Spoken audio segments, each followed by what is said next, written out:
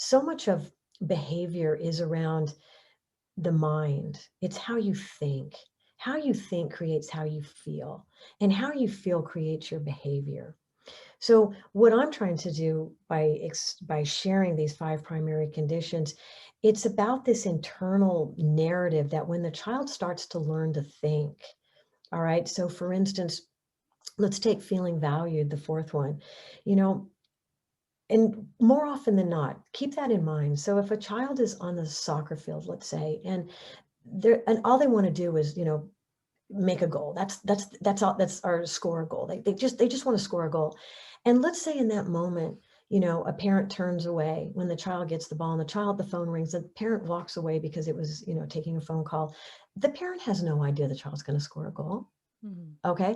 And let's just say it's missed. The parent missed it. The child scored. The first thing a child will do is look at the parent to see if they saw, because it's that matching, come together and let me rejoice in this moment with somebody. But if a child is on the soccer field and there's no parents there and they score a goal, what happens is they kind of start dismissing those things as, okay, it's no big deal. Well, we don't want to dismiss that, because that's about self-esteem.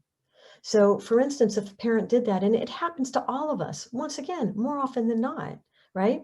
If that happens once, a couple times, it's not a big deal, because the child still has the reservoir of all those times that the parent was there. But let's say it happens more often than not that the parent's not there. What happens is the child will stop turning to the parent, and they'll start dismissing accomplishments, which is why later on in life, when you see people that, score through life very well, go to the best schools, get great jobs, and then they walk in at 50 and say, I'm empty inside. Well, it's because they've blown off all these beautiful moments that should have been senses of accomplishment, and they were accomplishments, but they weren't rejoiced, and they weren't shared, and they weren't made to make you feel really good about yourself. Okay. They're happy they did it, but you don't have this internal joy. And one of the things that I really like to stress with the 5 primary conditions is, and I've been a mom, I've been here, it's the joy of parenting. I'm talking about the joy of parenting right now, not getting caught up in the chores of parenting and, all the chores that go along with it, but really just take a look in these rejoicing moments, because parenting should be enjoyable. Because what's going to be internalized is the children are going to feel that my parents really did enjoy having me around. My childhood was fun. We laughed a lot. Yeah, everybody has issues. Everybody has stuff. But the overarching theme is going to be joy. And I'll give you an example just to illustrate the 3 different types. And I'll use it from a parent perspective. All right. So let's say we have a child who gets in the elevator. They're 3 years old, and they say, Mommy, I want to press the button. Right? We all have been there, right? Well, a securely attached mother will know that that's a sense of accomplishment, and it's a really good feeling state. So they're like, of course, go ahead and press the button. Oh, I'm so happy. This is great. You did such a great job. Okay. Because it's a shining moment. They recognize in their child that, they feel really good about themselves. Right? Now, let's say a person who has a dismissive attachment style, all right, gets in the elevator with the 3-year-old.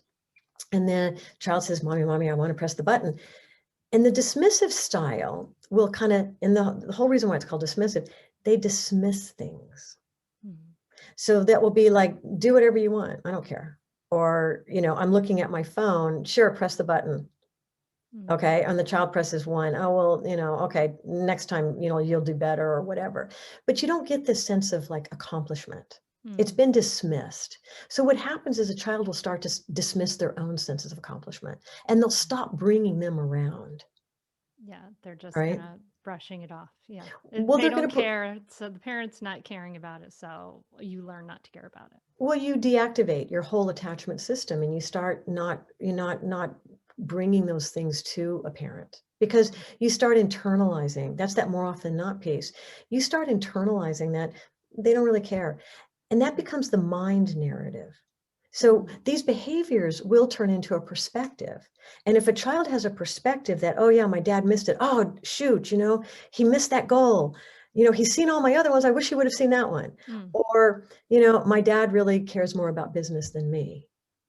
So you can see how these behaviors start when a child starts to develop their cognitive ability, they start matching their cognitive ability with their sense of experience. Mm-hmm. Make sense? And then the third style is, let's say, an anxious preoccupied style of attachment, gets into an elevator with a 3-year-old. And an attachment, anxious preoccupied, they tend to be a little bit more focused on other things. Okay, not so much. It's like, so an anxious preoccupied style would be like, no, don't press the button. Let these nice people, we don't want to inconvenience all the other people in the elevator. Let them press the button.